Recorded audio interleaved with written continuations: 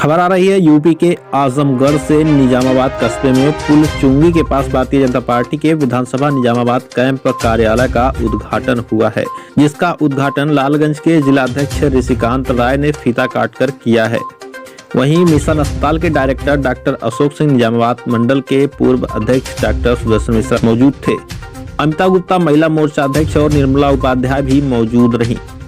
उसके बाद एक बैठक भी आयोजित की गई, जिसमें निजामाबाद क्षेत्र के सभी बूथ अध्यक्षों और कार्यकर्ताओं को निर्देश दिए गए कि वह जनता में जाकर सरकार की उपलब्धियों और योजनाओं को बताएं।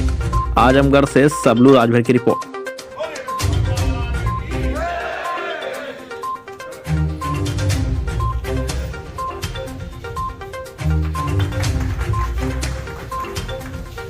केंद्रीय चुनावी कार्यालय का उद्घाटन हुआ निजामाबाद में, तो इस अवसर पे आप क्या जो है जनता को संदेश देना चाहते हैं? पहले तो आज के अवसर पर हम अपनी निजामाबाद की सम्मानित जनता का हृदय से स्वागत करते हैं, अभिनंदन करते हैं। और आज भारतीय जनता पार्टी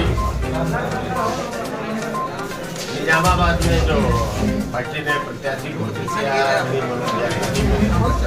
कार्यालय का उद्घाटन भी किया गया है। आज माननीय प्रधानमंत्री जी का आत्मनिर्भर भारत पर राष्ट्र के नाम संबोधन था। आज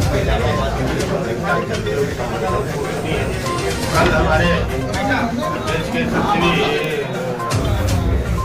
वित्त मंत्री आदरणीय निर्मला सीतारमण जी ने देश को जो बजट समर्पित किया है, भारत की नींव को मजबूत करने के लिए, गांव से लेकर शहर को मजबूत करने के लिए जो ऐतिहासिक बजट। आज हम आजादी के 75वें वर्ष में प्रवेश कर रहे हैं, हम आजादी के अमृत महोत्सव मना रहे हैं। तो निश्चित रूप से ये जो बजट कल आया है, ये बजट निश्चित रूप से जो देश को आजाद कराने वाले लोग देश की आजादी को लड़े, गांव गरीब किसान नौजवान का जो सपना था, जो देश को आत्मनिर्भर भारत बनाने का सपना था, जो भारत को दुनिया में सिरमौर बनाने का, विश्व गुरु बनाने का, राष्ट्र गुरु बनाने का जो सपना था, कहीं न कहीं इस बजट के रूप में वो सारे सपने हमारे साकार नजर होते आए हैं।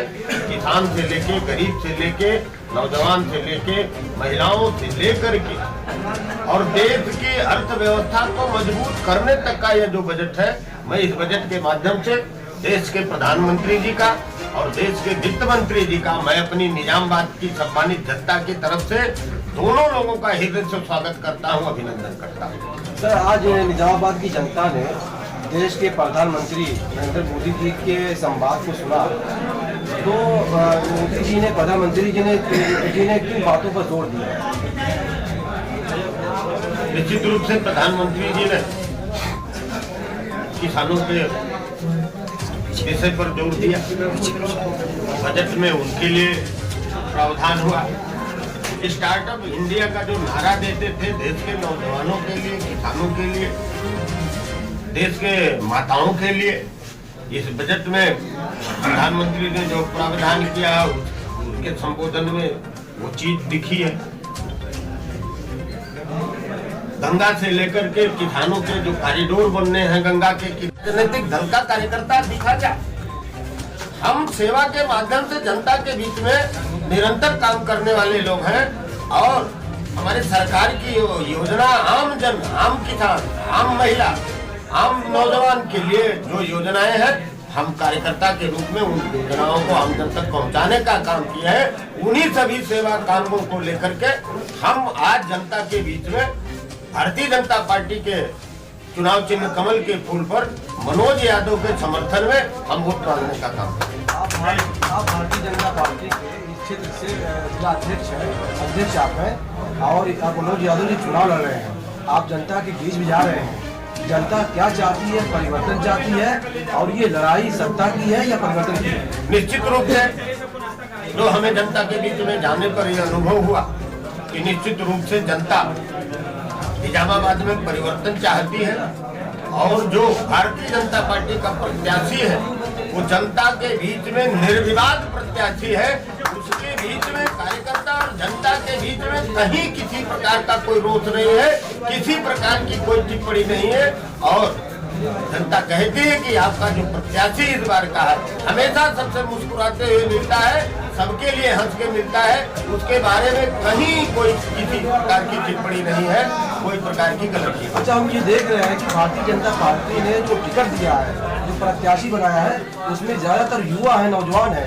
और मनोज यादव भी निजामाबाद विधानसभा से एक युवा है, नौजवान है, तेज तर्रार है। तो इसके पीछे क्या राज है, क्या वजह है? हमारे देश के यशस्वी प्रधानमंत्री नरेंद्र मोदी वैश्विक मंचों पर कहा करते हैं कि भारत दुनिया का सबसे युवा देश है, और आज उत्तर प्रदेश भी भारत का सबसे युवा देश है।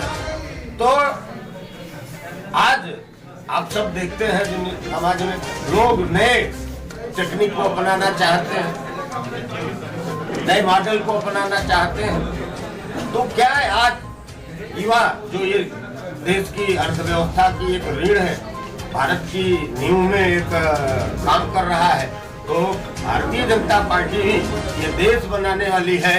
ये कोई न तो जातिवादी संगठन है और न कोई ये भ्रष्टाचार पर चोट करने वाला है, गुंडागर्दी पर चोट करने वाली दल है। ये जातिवाद को उखाड़ फेंक के समता मूलक सारे समाज को साथ लेके चलने वाली दल है।